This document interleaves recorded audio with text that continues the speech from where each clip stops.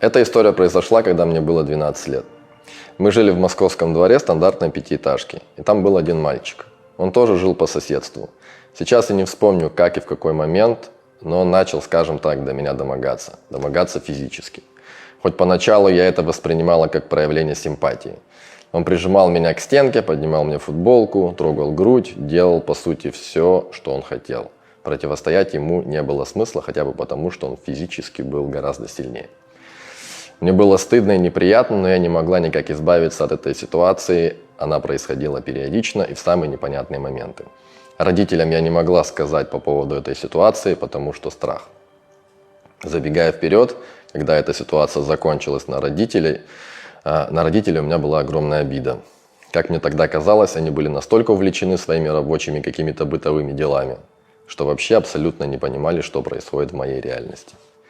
Однажды он и вовсе подговорил других дворовых ребят, и они положили меня на землю, держали меня, и он также поднял там кофту, трогал меня на глазах у всех этих ребят. Это было для меня безумно унизительно и стыдно, но им очень весело эту всю картину наблюдать. Вот тогда ощущение было полностью, что я, какая-то и беспомощная, какая-то такая вся вот грязная и было. Вот сейчас вспоминаю, что были мысли, что, наверное, я вырасту проституткой, что такая у меня судьба, раз у меня все так складывается. Хотя я ничего не делала, абсолютно. Мне страшно было выходить из дома. Родители ничего не знали, и, отправляя меня в магазин за хлебом, выходя каждый раз из подъезда, я сначала оборачивалась по всем сторонам, чтобы этого мальчика не было нигде, и тихо вдоль стенки быстро бежала. Все же иногда он меня отлавливал, вылавливал. Но и происходило все то же самое. Спустя время мы переехали в другой район, но и там мне было страшно. Этот страх, что он меня найдет, и это все снова повторится. Но, слава богу, этого не случилось. На сегодняшний день, вспоминая об этом ужасе, я понимаю, что родители в целом не виноваты.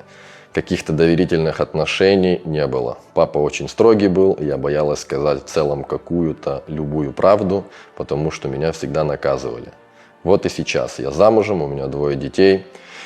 И я понимаю, что очень важно выстраивать с ребенком честные отношения, чтобы он мог прийти и поговорить без страха, что его накажут или как-то обвинят, чтобы он мог сказать, что с ним происходит, чтобы родитель мог помочь. Потому что все, что было у меня, это только чувство беспомощности, потому что мне не с кем было поделиться. Психологов тогда не было, и весь этот внутренний груз переживаний, непонимания, что происходит, я держала в себе. Именно поэтому сейчас уже со своими детьми я максимально стараюсь делать все иначе. Хотя бы просто благодарю, что они мне говорят правду, и стараюсь максимально с ними вести открытый, честный диалог.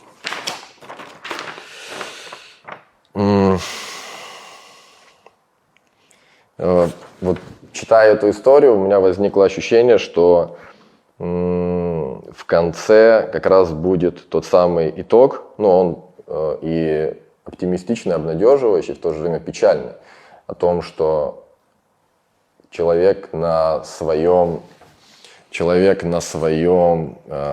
каком-то не совсем удачном, вот в этом случае прямо в каком-то печальном примере, делает выводы и уже в отношении своих детей ведет себя совершенно по-другому. И, пожалуй, это самый главный вывод, который мне хотелось бы сделать, что между родителями и детьми должны быть максимально доверительные отношения. Я говорю об этом с точки зрения теории, потому что я не родитель, я не знаю, что это такое, но мне бы очень хотелось, чтобы мой сын или моя дочь всегда говорил или говорила мне о том, что происходит в его или ее жизни.